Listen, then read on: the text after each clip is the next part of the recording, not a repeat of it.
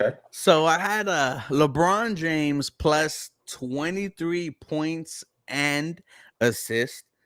Same thing for Anthony Davis. And then I had Damian Lillard. Price Picks gave us a discount, 18 points. And as you know, he went off his first game Yeah. with the Bucks, but a good win streak so far. Fantastic, man. How you doing so far, man? Seems like you're a little excited about your parlays hitting. I am excited, but I am more excited for this game on Sunday. A huge game. And before we get to it, this episode, guys, welcome to another episode of Believe in the Houston Texans. I am one part of your squad, Ruben Calvillo, Mr. 713, joined by the handsome man himself, Harley Dugan, and we are brought to you by Bet Online, the last of major sports league kicks off this week, and Bet Online is your top spot for all your NBA action this season. With NBA postseason, NFL, and college football and NHL in full swing, Bet Online in your number one source for wagering news, odds, trends, and predictions. Get everything NBA at your fingertips with both desktop, mobile access for every sport anytime. Head to the Bet Online today to get in on the action. Don't forget to use our promo code BLEAV, BLEAV, to receive your 50% welcome bonus on your Mm. first deposit. Bet Online, where the game starts. Man, it's hard not to bet on any one of these games every single night. There's something going on. Use our promo code. Hopefully, you win some bread. If you do, let us know. But Harley, Yeah. this game against the Carolina Panthers, I called it a revenge game. A revenge game because not only was Bryce Young picked before CJ Stroud, hmm but CJ Stroud is used to not being the number one selection in high school, did not start into his junior year in the Elite 11 competition where he won, was one of the last quarterbacks invited at Ohio State, was not on the radar until his friend put him on. And this time, a couple of months ago in the NFL draft, selected behind Bryce Young, CJ Stroud is going to use that as motivation. He has a chip on his shoulder, and I think he is going to dominate this Sunday against the Carolina Panthers. I hope so. I mean, I think so. No, I don't hope so. I think so. I think CJ Stroud and the Houston Texans are going to grab a W this weekend. Um, Okay. I I was far confident in the bounce back win against the Saints last week, and I was correct. So another win against another NFC South opponent. You could potentially go so far as 2-1 against the NFC South.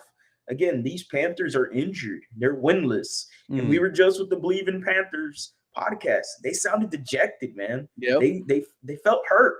It was like, damn, man, these guys are really sad a little bit, man. Kind of sounded like us the last 2 years, but they still have hope with Bryce Young, so I'm not gonna just can him just yet. There is, any given Sunday, but I do Yep. think the Houston Texans can take this game and should take this game handedly. Okay. So you're predicting a kind of a blowout. Maybe towards the second half, I No, could see it being competitive. I'm on the same wavelength as you. I am expecting this game to be a statement win for the Houston Texans. You're going to start to separate yourselves from the bottom tier of the NFL. The Carolina Panthers have not won a game. They will have a first time play caller on Sunday and Thomas Brown, first time OC. I think this is just a pivotal moment for the Houston Texans to take the next step, not to mention their safety, Jerby Chin, put on IR a couple of days ago. They Yeah. are without JC Horn. They have a lot of injuries like the Houston Texans have had. I think this is just a big game for CJ Stroud and this Houston Texans team. Yeah, it's a massive game for them right now. You definitely it definitely feels like this should have been a primetime game, and it Okay. didn't happen. And it is what it is.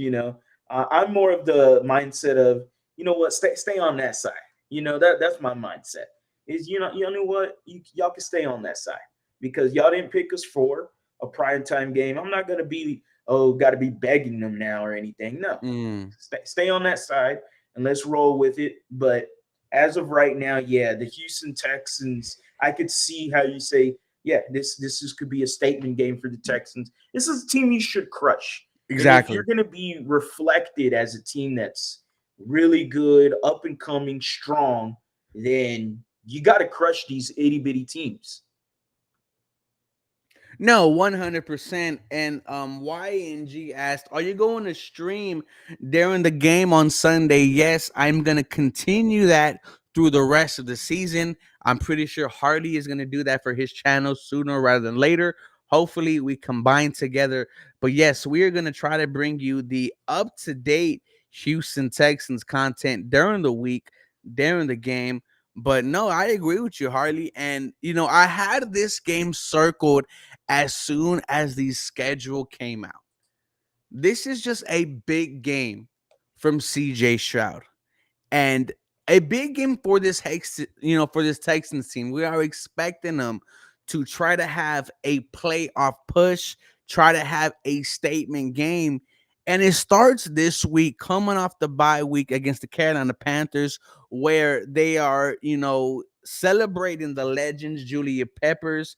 I don't know who else is going to be there, but I Yes, know that's so Julian nice. Peppers is one of the main names on there. But the Carolina Panthers fans are looking as this game as a savior for their season.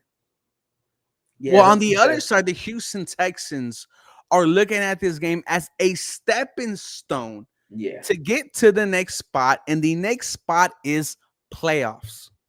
Yeah, it's fun to look at the dichotomy of two teams, where as one team, as we were with the Believe Panthers with Jonathan Stewart, Desmond Johnson, and Skyler, they mentioned that they had this game as a game that could be a get back game for them. Could be a game that, they can get back on the right track. And if they are going to win this game, maybe there is an element of surprise with having Thomas Brown being the play caller for them. That is something, who knows, the Texans possibly don't know who Thomas Brown is. They haven't seen his offense. So, you go in there a little bit with question marks. If you're D'Amico Ryans, you were with the 49ers. You play the Rams twice a year. He did that for 3 years. So he's faced the Rams. He knows Sean McVay very well. You got to assume that Thomas Brown is going to have his reiterations of the Sean McVay system and whatever else he can do to implement something. I expect maybe some trick plays, Mm-hmm. and it feels like that's been happening week to week with us, right? Yeah. Feels like the trick play thing has been happening against us for a few times now, So teams are desperate, and there's nothing more desperate than an 0-16. They got nothing to lose, right? I mean, they're 0-6. The season's almost wrapped up for them. So, with that being said, the Houston Texans got to take advantage of a team like this. You can't give them any life in the beginning of the game. Mm-mm. You got to step on them. You got to crush them. And if you give teams like this life in the beginning of the game, that gives them confidence. And then it's, oh, okay, yeah, we could hang with this team. That's not what you want to do with this No. Panthers team. Crush them at the beginning. Keep your foot on the gas pedal. I think if you want to be seen as a legit contender, you have to put the Carolina Panthers away early. And Steven brought up this quote. I was looking for a little movement in this trade deadline. Nothing major, but something. So we found out yesterday from Patrick Storm, the host of another Texans podcast, a little nugget he gave us, Harley, was that not only are the Houston Texans buyers, but they are trying to find high profile players to secure a playoff run. I was on Patrick Storm's space yesterday. I think you were there on it also as well. He Forgot what told they us that say. the Houston Texans are trying to make a move. What are your reactions to that? Man, it's fun to hear that, huh? I mean, we you kept talking about are the Texans buyers or sellers? You've been hitting the hammer on the head on that for quite some time, and I've been just wondering that. I just think the Texans are going to stay pat. Now, Storm, no pun intended, Patrick Storm, excuse me, comes out and says that hey, Nick Casarios could be is making some calls around or whatever, and hey, I'm all up for it, man. If that's what's going to happen, let's get it on. I mean, don't tease me now, right? Don't tickle me. I mean, let's get it on. Let's get some of these. Let's get somebody in here. Let's get someone in here to improve this team. And whether it's ironically the Carolina Panthers, Brian Burns, if it's him, if it's a Chase Young, if it's a Montez Sweat, I'm just naming guys that are on Yeah. the trade block. There's nothing attached to these guys whatsoever. Hell, Patrick Surtain. I mean, Mhm. can we go there? Like, so it's rather interesting grabbing a Brian Burns, Montez Sweat, Chase Young. Like grabbing one of those guys propels this defense into a potentially top 10 defense for the rest of the year. And that's what's really fun to get started in your mind is, oh, okay, we could really get something cooking here with the Houston Texans if Nick Casario makes this splash trade. Yeah, to me, with all this news, I think it comes down to Chase Young or Brian Burns. One of them, the injury history, Chase Young dealing with some knee injuries the past 2 years, is finally healthy, 5 sacks on the season. He might cost you less than Brian Burns, but there is the possibility he might be injured again. But with Brian Spider Man Burns, he's been healthy since his rookie year, playing 15 games, since he's been here. 7.5 sacks his rookie year, 9 sophomore and junior, 12.5 sacks last year.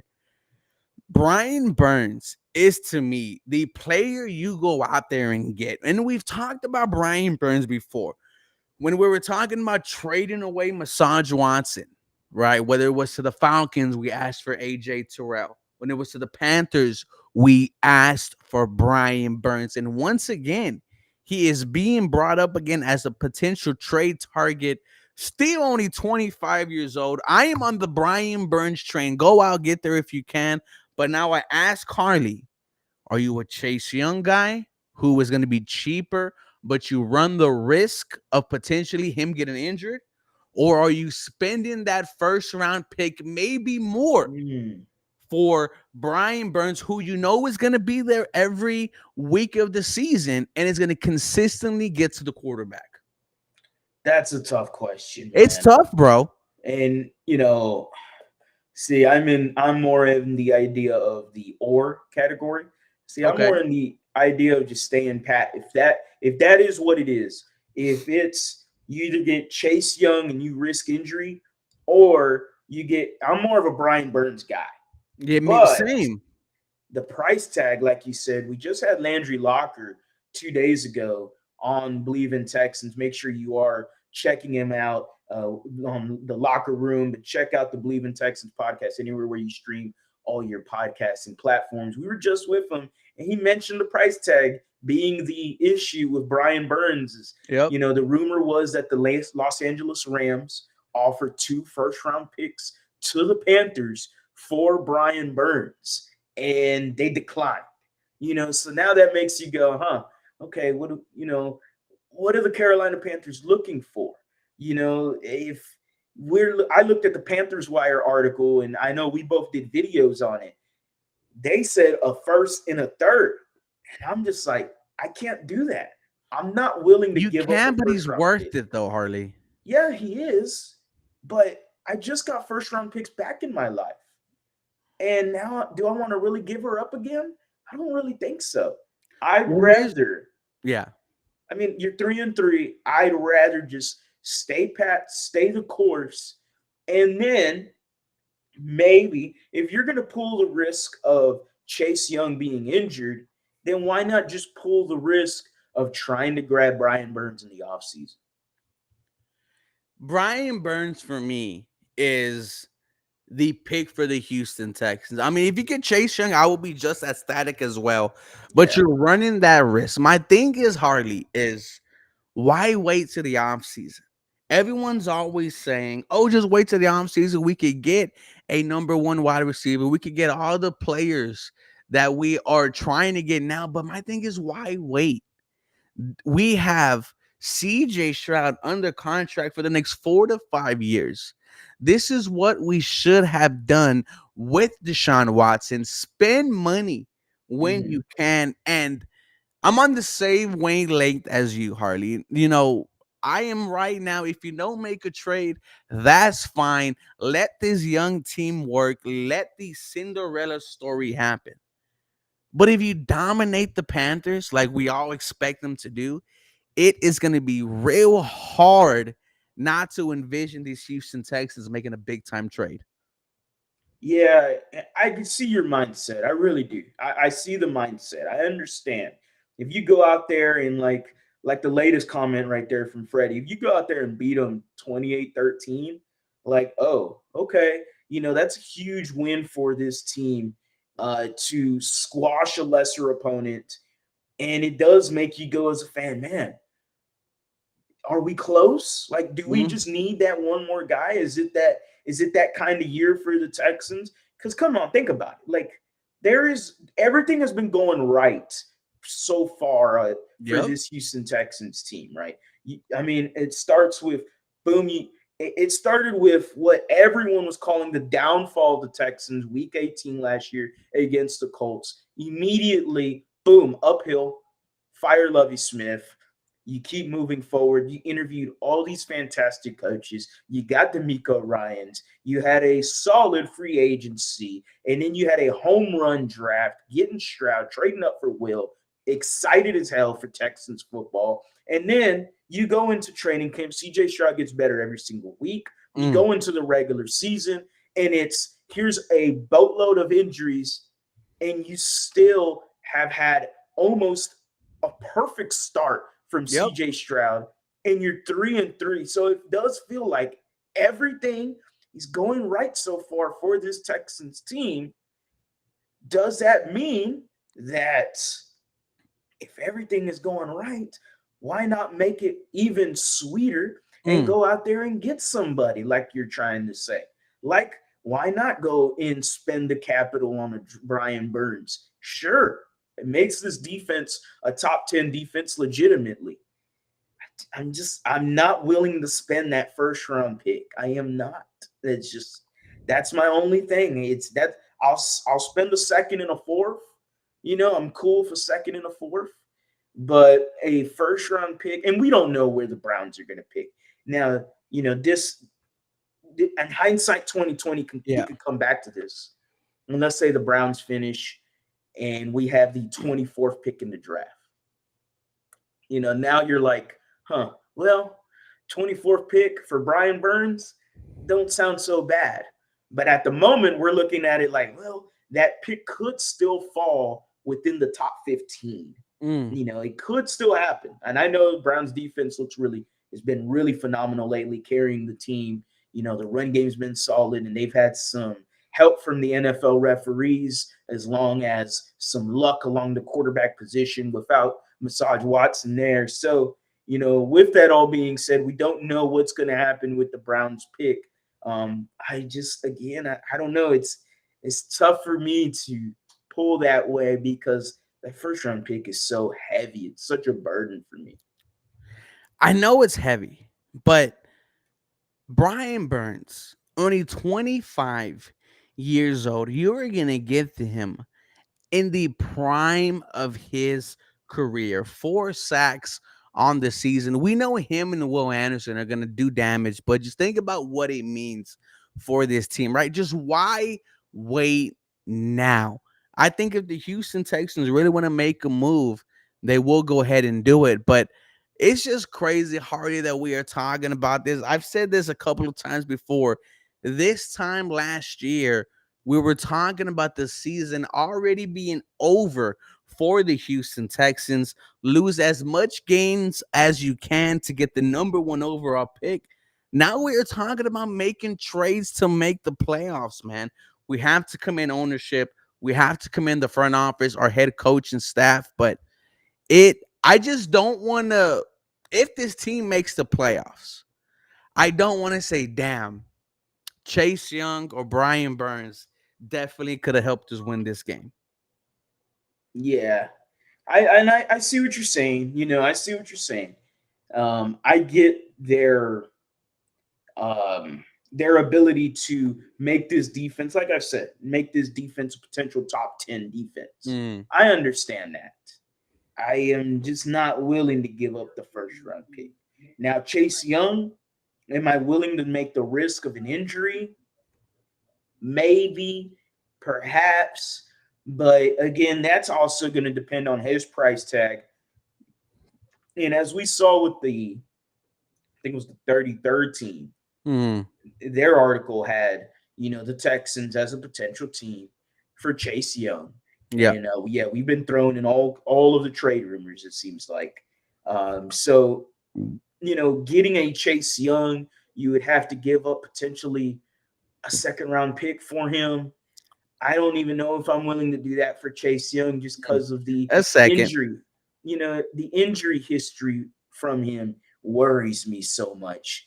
And then you have the other fans that have, came out into my other ear hole and are like, hey, Jonathan Bernard's having a outstanding years, surprising year, actually, comeback year with D'Amico Ryans. And he's looked really good.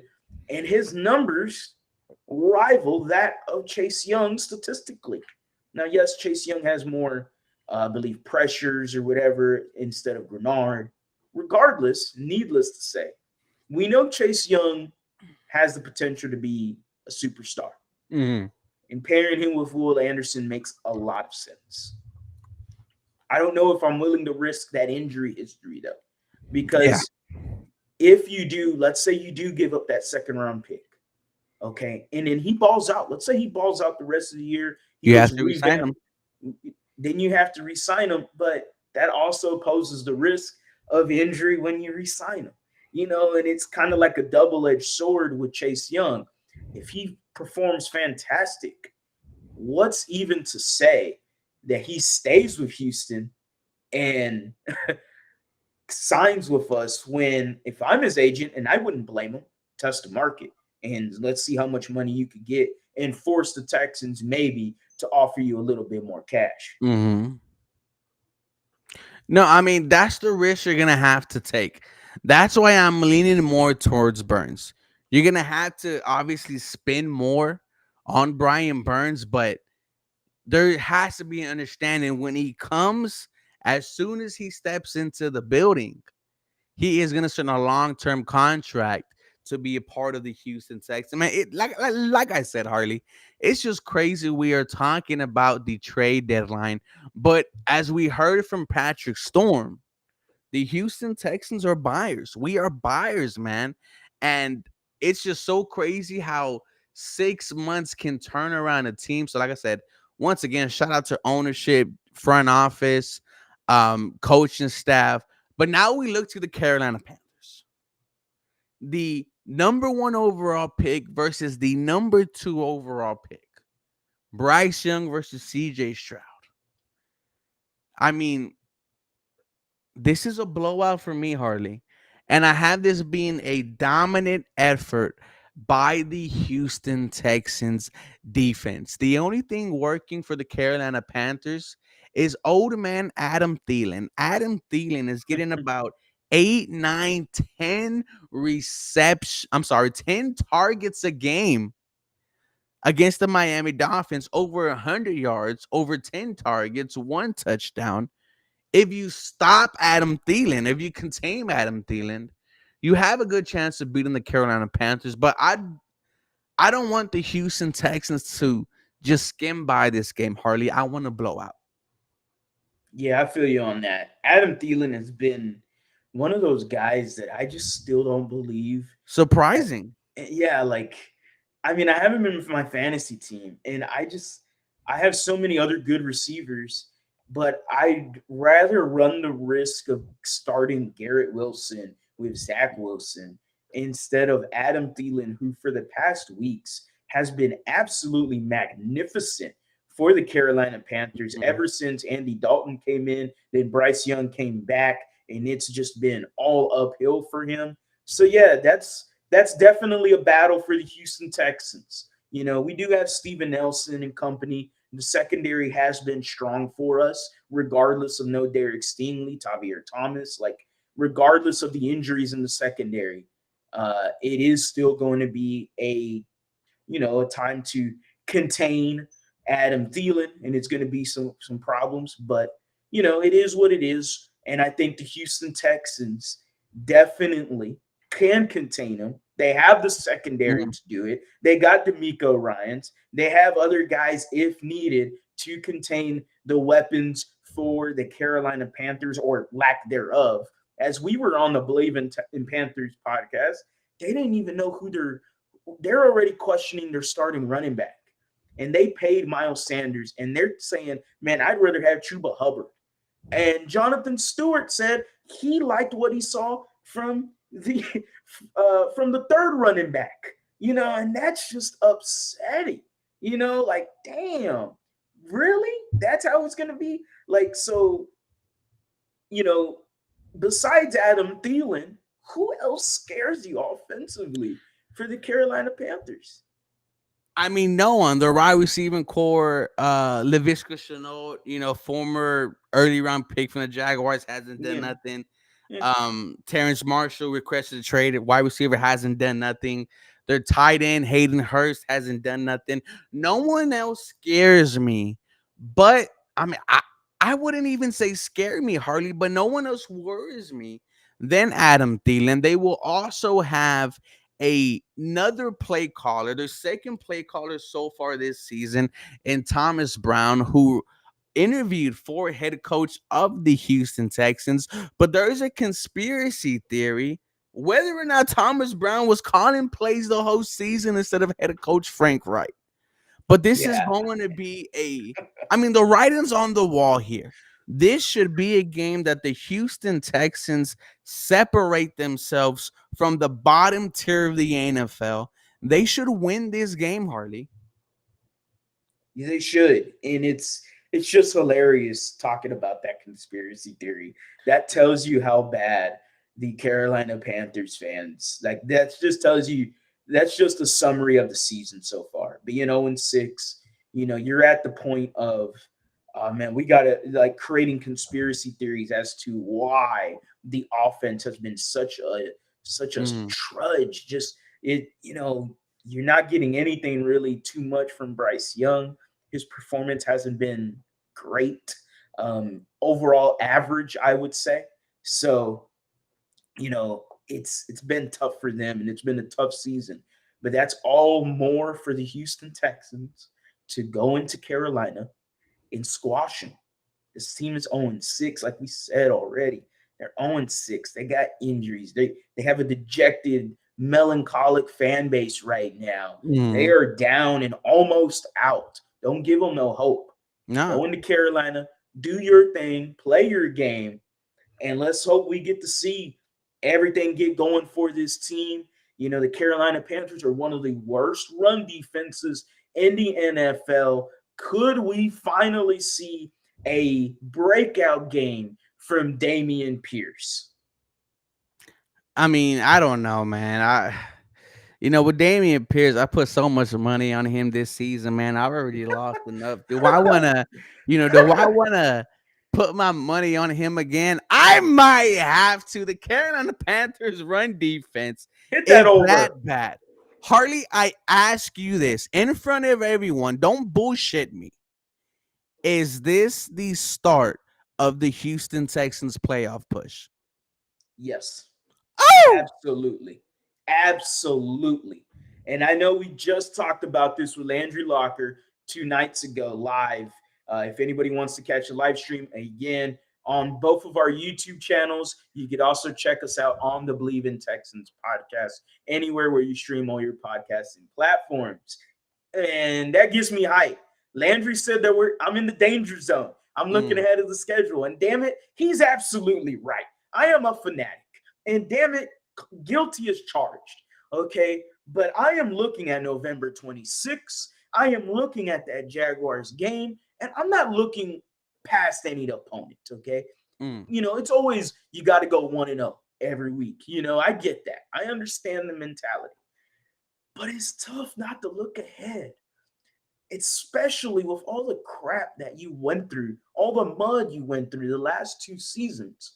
What is wrong with being a bit optimistic for this Houston What's Texans team? wrong with being confident about your football team? I'm sorry to cut you off, Harley, but I am tired of these comments saying, wait till we play someone good. Let's Mhm. not be too optimistic about this Houston Texans team. My question is, when is it gonna be okay for us to feel confident? When is it going to be okay for us as Texans fans to look at the opposing team and say, I am better than you? Nothing It's wrong like with we it. are scared to say we are a confident football team. We are scared to say we're going to take the next step. But, ladies and gentlemen, me and Harley have been preaching this since training camp. A new head coach in D'Amico Ryans who played for the city of Houston when we were at the lowest. He became rookie defensive player of the year. He became a captain. He became a leader amongst men in a franchise where there was nothing to hype about. But D'Amico Ryans was the start of this Houston Texans team. JJ Watt took the mantle. But Harley, I am tired of these. Let's just wait. Let's just wait. Because if we just wait, we forget to enjoy the moment. I 100% agree with you. I 100% agree with you.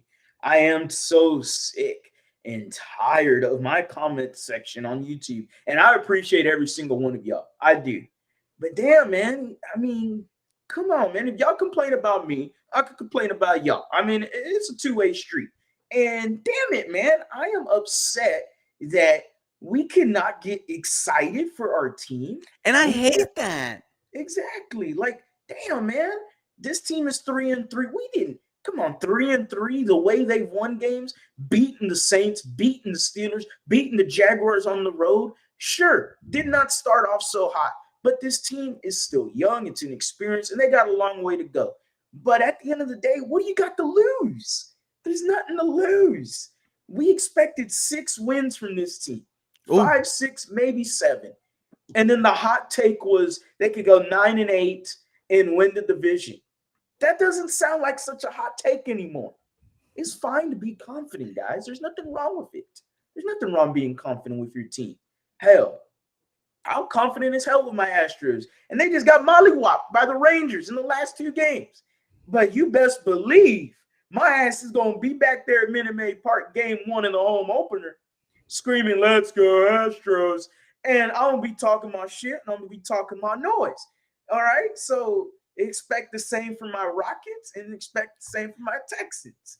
And the Texans have got me uber confident as hell, and I am so hyped that this Texans team is finally back into relevancy. They're finally back to playing competent football and meaningful football, getting wins that you should get, like this Sunday against the Carolina Panthers. Nothing wrong with being optimistic. I just feel like no, I mean, 100% agree with you, man. It's just I see the comments every other video telling me to slow down, telling me to Mhm. calm down, telling me to see how this season plays off. But in reality, this is a totally different team. CJ Stroud not only being the best rookie quarterback in the NFL, but one of the best quarterbacks in the NFL, period. What he is doing is insane. With so many injuries on the offense, on the defense, no help from the running game. Harley, at the beginning of the year, this wide receiving core, we said it was nothing to be excited about.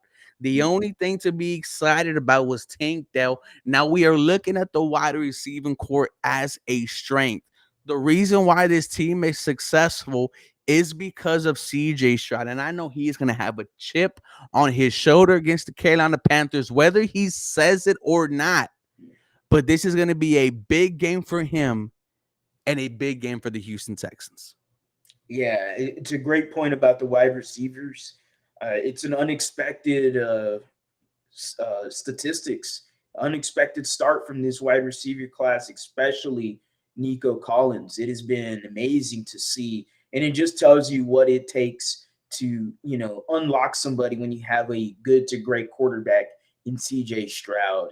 And damn, man, don't the Carolina Panthers just regret not taking him? I mean, No, they're kicking it felt like themselves they in were, the ass right now. yeah, right. Like it felt like they were gonna take him. We were all talking ourselves that, man, it feels like the Panthers, it feels like Frank Reich specifically Mm. wants CJ Stroud. And it was like, man, I guess we're gonna end up with Bryce Young still, and this fan base was still excited about it. So there we go. Welcome everybody, DJ Bien-Aime there. Yes, welcome everyone, all the way from ESPN. DJ Bien-Aime doing a fantastic job covering the Houston Texans. Look, DJ, I got to give you a shout out. I used you throughout all of training camp. I use you till now. Thank you so much for being really tuned in with this Houston Texans team. It seems like the players really mess with you, man. Yeah, I appreciate that. Appreciate you just tuning in.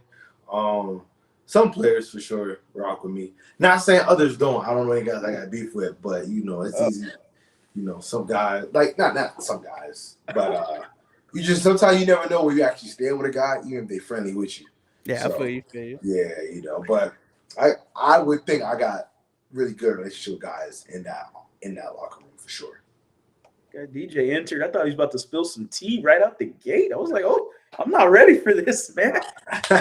Is that a Vegeta shirt? What's your favorite anime, DJ? For sure, Dragon Ball Z, for sure, by far. Obviously, a lot of people will tell me it's not the best, whatever. It's the best to me. You feel me? It's my favorite, for sure, the best to me. But, I used to watch a little bit of Attack on the Titans, but nice. I watched a lot of that during the COVID, like 2020, but I don't know why I haven't kept up with it because like the actual storyline it's actually pretty good. It's just super intense from the beginning. Like, guys, super. Just I'm on my One Piece grind. I started One Piece about 2 years ago. Now in episode like 968, I'm in the arc of Wano. So stuff's about to get crazy. I don't know why you're shaking your head. One Piece is definitely better than Dragon Ball Z. I'm gonna tell you that right now, regardless if I love it or not. If it takes 900 episodes for a show to be better than Dragon Ball Z, then maybe it's not better. Okay, look, how long is Dragon Ball? Then how long is Dragon Ball Z?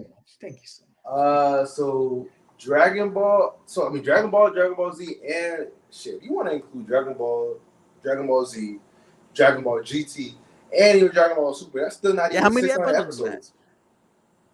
That's not even 600 episodes. But One Piece is so good, man. You got to try it.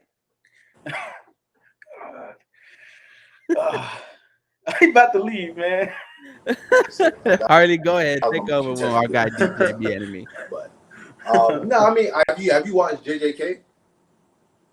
Jujutsu Kaisen, yeah, I just started it. I'm on my I really like Demon Slayer. I love My Hero. Attack on Titan. I'm on the final season. Just got into anime about a year and a half ago, man. Yeah, I don't think he can hear us. Can you hear me? Hopefully. There we go. I can't hear DJ. That's weird. Hold on. Let me back out and then come right back in. Hold on. Okay, no worries. No. Now I see that Vegeta shirt, Harley. I gotta talk some anime, man. Listen, I don't know if you watch One Piece, but who cares if it's 1,000 episodes long? It's so long, bro. Dude, that's why I'm like, should I really get back into this? You really should, bro. It's so long. Like it's okay. It's okay. Welcome back, Mr. DJ Bien-Aime. Yeah, 900 episodes is crazy though. Go ahead, Harley. Like 900, like that's a lot. Hey man, so as a flag football connoisseur, okay, the NFFL. look at him. He got NFL. Here we go. As a flag football connoisseur, this man keeps leaving. Okay, there you go. Back on again. As a flag football connoisseur, I gotta say, how was the media of flag football and everything going on? Yep, there. I thought he went out on him again. He keeps re-entering and exiting. Tell her, Hopefully Mom, that's more. please. Did it All work? right, go ahead. But as a flag football connoisseur, Yeah, I've played some flag football in my day, and I just nothing crazy. I created the flag football team in my school, but that's all cool. right. Media flag football, man, that looked like so much fun. How much fun was that, man? It was a lot of fun, but sadly, like I couldn't even like be at my full strength because I had went to the media flag football game in August. I had a bad hammy, Mm. so I was performing with a bad hammy. But it was fun though. I've been trying to find a flag football league out here. Me and my dog Paul. I do radio with him and some podcast stuff with him.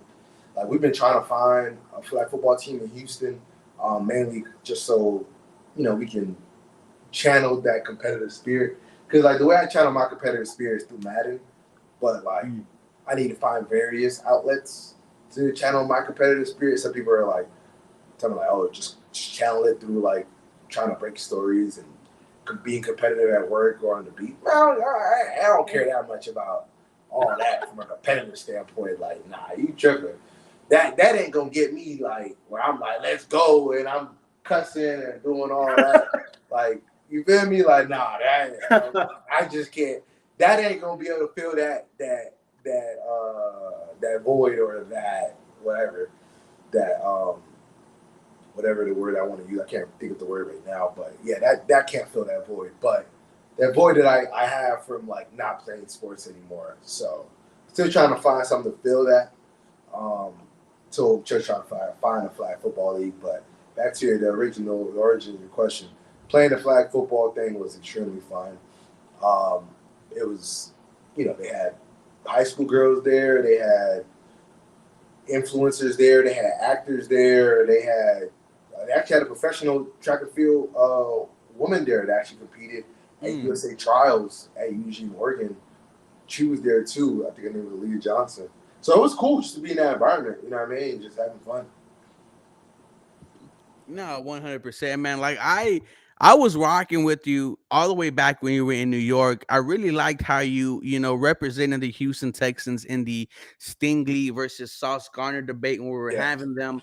But up until now, DJ, what are your thoughts about this young Houston Texans team? Because it being Harley's eyes, we are surpassing all expectations, right? We've been here since all the way back to 2002. But this is the most exciting time it has ever been for us to be a Really? Houston Texans fan. Even over the 2019 team? Dude, I have to Oh, say, listen, man, when you look at CJ, there's something different, right? When you look at Deshaun Watson compared to CJ, there is just something different when you see number 7 on the field, when you see him under center, you just see a franchise quarterback.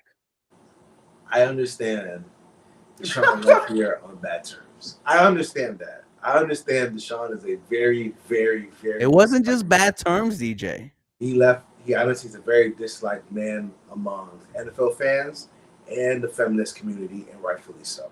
I understand all that for all the reasons that we don't even have to get into. But let's not act like when he was in Houston, he wasn't a franchise guy.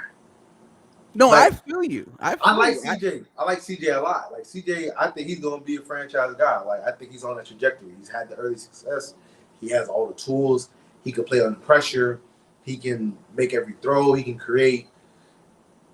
Deshaun was also doing that too, as a rookie in his second year. Like you do realize like what was that 2018, 2019? I won the division with ease, and then obviously you guys lost in 2018 to the Colts. That I happened. mean, you didn't have to say that. Lost, But go ahead. lost to the Chiefs. We got yeah, up to bring 24 that up. zip. I mean, yeah, you didn't have to say that. Yeah, Man. but Come on. what I'm saying is like from 10-ish or 2012. No, from 2010 to 2019, I think you guys won the AFC South like I want to say 5, 6, 7 times. Like you have a dominating. I remember that. Like you guys would always dominate the AFC South. but you guys won a division. I want to say like 3 out of 4 years with Deshaun. No. Well, 3 out of 4 years during that Deshaun time. The last year, obviously 4-12, but the previous 2 years you won a division. But then that specific year, the first year he got hurt, she went 4-12. But the previous year you guys won a division, I believe, with like a bunch of no-name quarterbacks.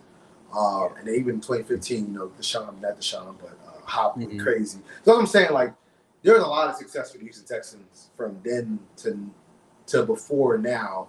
So I'm kind of curious to why it's now the most exciting. Like, if I was a fan, I would always lean on the years we won playoff games. So why are you going with it now? Well, to me, I mean, I just see CJ Stroud, and me and Harley were there at the Houston Texans draft party in Miller Lite Outdoor Theater. Like, the reason why I say that, like, whenever I see CJ Stroud is because of all the things we just went through, 7 combined wins in 2 seasons. Then we see CJ Stroud cry as soon as his name is being announced.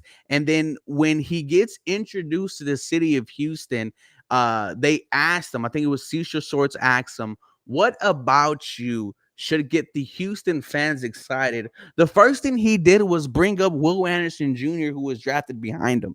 Right then and there, it showed me that, oh, this guy is different. He talks about a family. He talks about God so much. And I've seen him just really transform this city, man, because this city was at the lowest it has ever been. And me and Harley were at every single training camp practice that was available to the public. The lines were to the metal detectors all the way to the back gate. That's what I am saying, dude. I just believe in CJ Stroud. Yeah, I believe in him too. I for sure believe in him. Like, I think it's just, when you say this is the most excited you've been, that's why I'm like, whoa, hold on now. It's just the most excited I've been, man. I'm sorry. I mean, I'm gonna be 10 toes down on that. If you're gonna stand on business, then stand on business. You feel me? So I respect you since you're gonna stand on business. You feel me?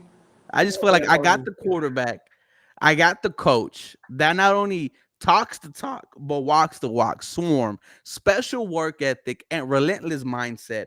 I've seen this work ethic all the way in training camp, and I've seen it translate with this team. That's why it is the most confident, I felt in a young Houston Texans team. I would say this. Yeah, go ahead. Because I am the most excited I've been as a Texans fan was 2012, 2013.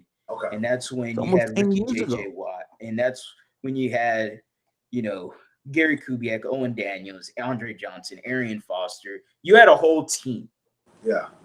And the team is what got you so excited. And sure, there was a letdown or whatever. But that was, to me, one of the only years that I ever thought the Houston Texans could legitimately win a Super Bowl. And the only reason I say that, nothing despite Deshaun Watson, I just never thought Bill O'Brien could win a Super Bowl here in Houston. I still believe that he was a benefactor to a lot of the prior success that Gary Kubiak left here in Houston, just because of some of the players that were still left over from those teams. And yes, Andre and Arian, sure, they went out the door. But you did still have DeAndre Hopkins. And credit to Rick Smith for getting Deshaun Watson. I am not, I think Deshaun Watson gets obviously muddled because of everything that happened. He was fantastic when he was here. It's just, sour taste, whatnot. We don't have to get into that. Yeah, for sure. But, for sure. I think what I could say to make Ruben's point, I guess to compartmentalize with Ruben's point, is I would say this. I think this is the first time in franchise history. No, I don't think. I know this is the first time in franchise history that you're pairing a good to great quarterback as of right now with a head coach as well. And you always know in the NFL, the Houston Texans this offseason have hit the home run on coach, they hit the home run right as of right now with the quarterback position. If you got both of those things, as far as moving forward with everything, hey, I'm good with everything else. You got those two things, you're going to go very far in being relevant and being competitive and playing meaningful games in the future. So sure, I could say that maybe this is the most exciting part. I can see what Nah, he's just trying say to it, say Harley. there. Just say it. But I was more. I mean, that's my childhood. JJ Watt's the childhood for me. That's my high school, middle school, high school years, and I was super hyped, super ecstatic. So I can't say that I was not excited, and I did believe that team could win a Super Bowl. Hell, Wade Smith has said that team. He believed that team could win a Super Bowl, and I absolutely believe it. Okay. It's interesting conversation. Well, let's pivot away from that, man. We got so far into it. So I did wanted to ask you, Juice Scruggs, man. I asked this. We both asked this to Landry Locker just 2 days ago. But Juice Scruggs, what's the deal with him right now? It just seems like the answer is just, oh, we're giving him another week. Doesn't seem like there is. I mean, is it just a hamstring? It's a soft injury, like those things linger. Is it just that, or is there something more to this? What is going on with him? Yeah, I think hamstrings linger. Mhm. I mean, we're approaching 2 months since the injury, so that lets you know how bad it actually was. Like, if you look at a lot of guys that when they suffer hamstring injuries in the NFL, like a lot of guys, like, it holds them out a lot longer than we realize. Like, if you have to go on IR, then you're usually going to be out for a while. From what you can look, I remember Keenan Allen, like he was a lot of time last year with a hamstring injury. Same with Darren Waller, he missed a boatload of time with a hamstring injury last year. So I think it's more of that than anything. That, like, yeah, you can put a prognosis on it, like, okay, you're gonna be out 4 to 6 weeks or 48 weeks, whatever. But in reality, um, that's a very loose number because a hamstring, like, if you come back too early, all you do is re-aggravate it and you're done again. You know what I mean? You're probably done for the rest of the year at that point if you go back and re-aggravate it. So I think it's more like it's not healing as fast as they would have liked, but this is kind of predictable when it comes to the hamstring injury. So, Is that the same thing as Derek Stingley? We haven't seen Derek Stingley in a minute. so Derek just became eligible to come back. Um, yeah, he just became because remember he suffered it during practice after the week 2 game. So that happened technically week 3, and we're in week 8 now. So he was eligible to come back this week. Obviously, they didn't bring him back, but I think theirs is a little bit different in terms of timeline to where like you can start asking questions, mainly because like he's been out like the typical amount of time that a hamstring injury would have you out. Um, where Juice has been out been out 2 whole months at this point. Mm-hmm. So I would say not yet to say that it's lingering versus that it's just a typical recovery process. Nice. So Ruben had mentioned earlier on our on the podcast earlier, Patrick Storm. We're all aware of him. Can you hear me? Yeah. Yeah, I can hear you. Okay. So Ruben had mentioned earlier on the podcast, Patrick Storm, who we're all aware of. He dropped the nugget that Nick is looking to acquire really good talent at the deadline, not just a depth guy. Is that something? Can you confirm or deny, or what do you know about that? Yeah, and I think it's with that, it's just going to depend on what. Like, it has to make sense, right? Because they have a lot of cap space, so they can be aggressive. If they were to go after somebody, I think it'd be on the defensive side, mainly because if you go after somebody on the defensive side, they don't have to do as much learning, right? Mm-hmm. Like, let's say you get let's say hypothetically, right? Not saying this is what you're gonna get. Let's say you get like a Chase Young, right? Hypothetically speaking, you get like a guy like Chase Young, right? Like, that's more plug and play, right? You saw the Dolphins go and get Bradley Chubb last year, and he was able to like play like immediately. If you get like an offensive guy, they got to learn the whole system. And obviously, I actually asked Tank today, what's the biggest difference from like college to the NFL? And he made me said like that playbook is extensive. But the jargon in it is extremely long. So if you go and trade for, let's say hypothetically, let's say like you went and try to get Mike Evans, right? Mike Evans that's one name that's been thrown out on Texas Twitter, so I'm using his name. Not saying that's what they're going after. But that's one name that has been thrown around a bunch. And he would be a guy that would have to relearn an entire system that he's never been a part of, right? Like he doesn't even he's never even been a part of guys that, like for example, like the Browns and Rams have some similarities, which is why you could see Baker go from Cleveland to the Panthers and then go to the Rams halfway through the week and play in a game and look semi-decent because they have a lot of carryover from the language, right? Mike Evans has played for Bruce Arians. He's played for Brian Leftwich, who had some variations of Bruce Arians' play calling, and then you also had the guy that was under Lovey that became the head coach. The last name starts with a D, but his name is blanking on me. But none of those guys run what Bobby Slowick runs, and none of those guys, like, there's not that much carryover. Like there might be carryover in terms of like the concepts they're running, because everybody runs similar concepts, but in terms of the actual language, because like let's say hypothetically, stay with me. Let's say for a dagger concept, which is like a clear out route, you got a dig coming over. Let's say a specific team calls that frog or whatever, and that's what dagger means in that system. And in another system, frog could mean a bench concept where you have, or a bench concept where you have an out route and you have a deep 7 route, or let's say it's in a different offense, it means smash. You know what I mean? Where you got a corner route, you got a hitch route on the outside. So, like that might be like, okay, just learn that. Like, just, all right, this for this offense. But it's a lot harder to learn that on the fly because they're not going to be, all right, this is the play call, frog. No, it's going to be protection. There's going to be protection set within the play, paired with the concept, paired with the formation, and then have you guys, like, I don't know if you guys seen, but there's a video of Tua just going through one play call, and it was like this man was speaking a completely different language. Like 18 words long. Yeah, it was like 18 just for one play. Yeah. So that's more or less, my trepidation with acquiring like a guy on offense. Because like, if you want to get a guy on offense that can move the needle, you're gonna need him to help you immediately, right? And those guys, it's a bit of a struggle in turn because again, like you don't like the playbook is obviously extensive, and you want to play fast versus like thinking while you're playing. And we all know, like if you're thinking while you're playing, you're just gonna play slow and bad. So that's kind of where I am on that. Yeah, Mr. DJ. Me and Harley were really not really looking to add any offensive weapons towards the offseason, but we heard the names of Chase Young. We heard the names of Brian Burns being potentially mentioned with the Houston Texans. Did any one of those names excite you at all?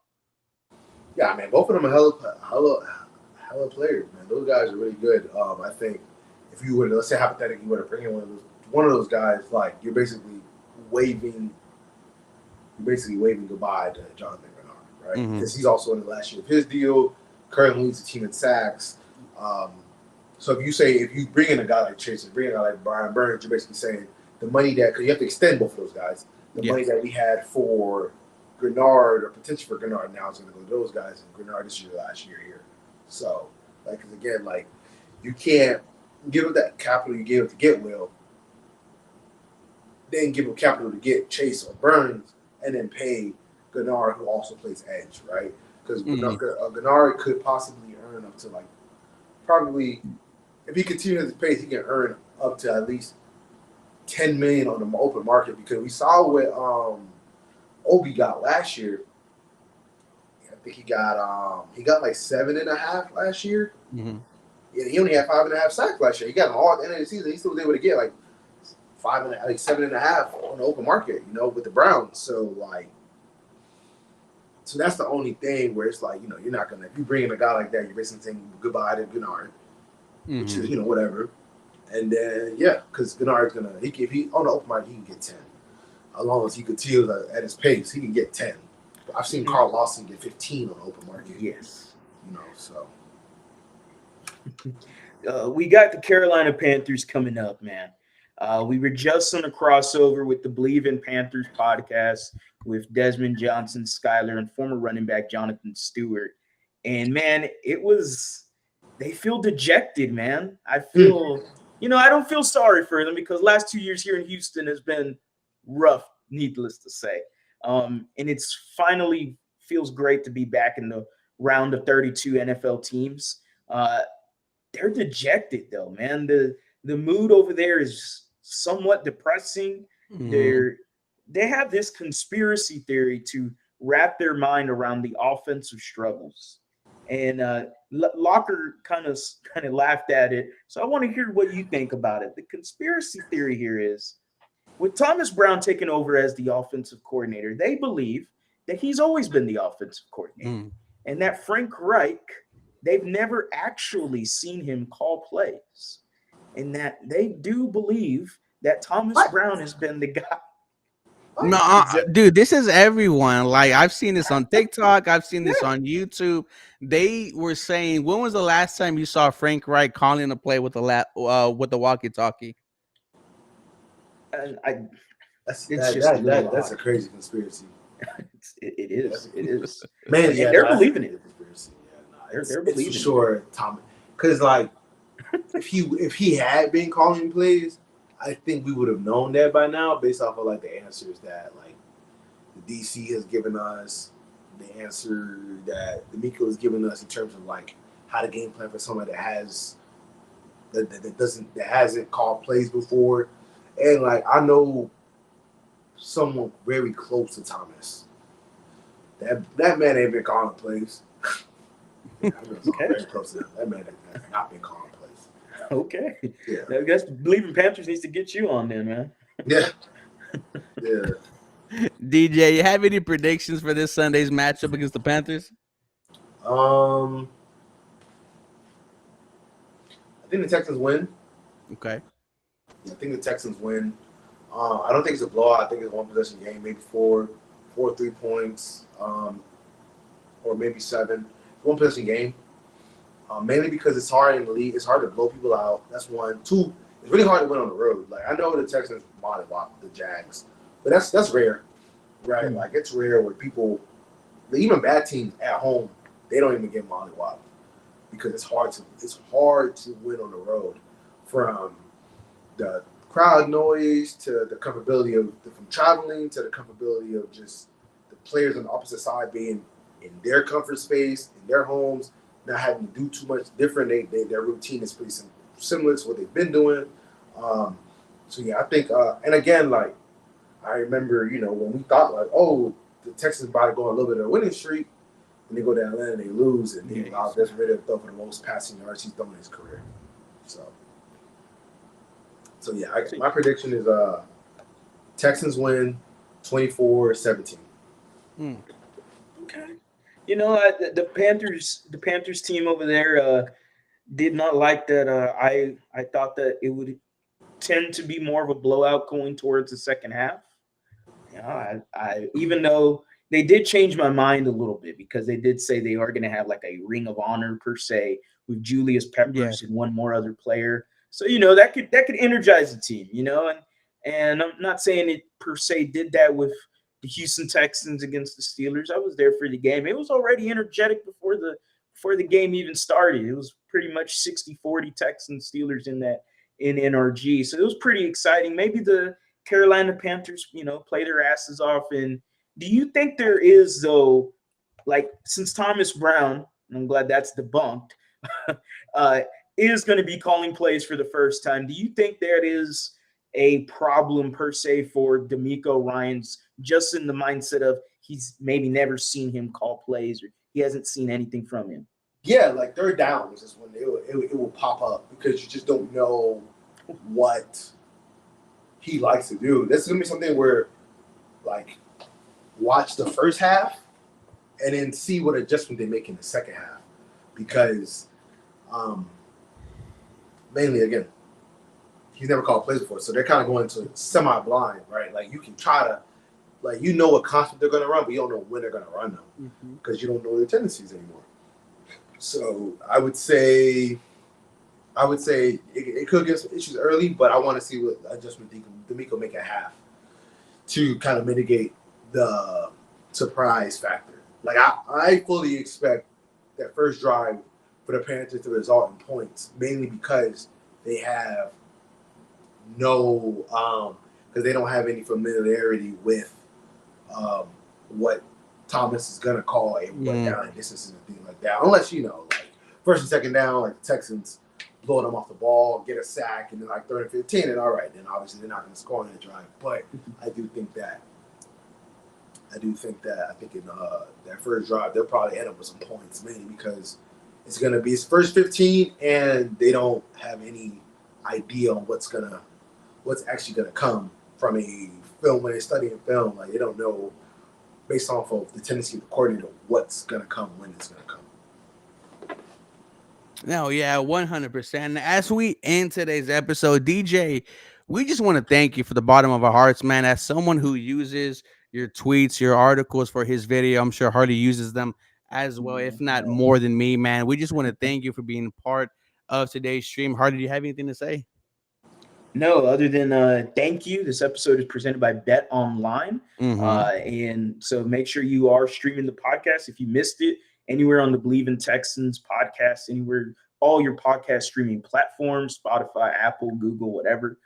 Thank you again, DJ. Appreciate you coming on. This was a lot of fun. And I'm glad we can come to a consensus that 900 episodes is insane. Yes. It's not. Yes. It's not. 2 out of 3. 2 out of 3. We're in Wano.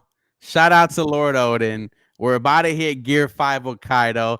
Thank you, everyone, for being part of today's episode. Once again, shout out to DJ Bien-Aime. Look, we messed with them. We haven't endorsed no one on this channel, but we're going to endorse DJ Bien-Aime. He's there at practice. He's there at training camp. He's there doing the games. Thank y'all for being part of tonight. And you know what me and Harley are going to say? Go Houston Texans. And you guys have a very blessed Friday night.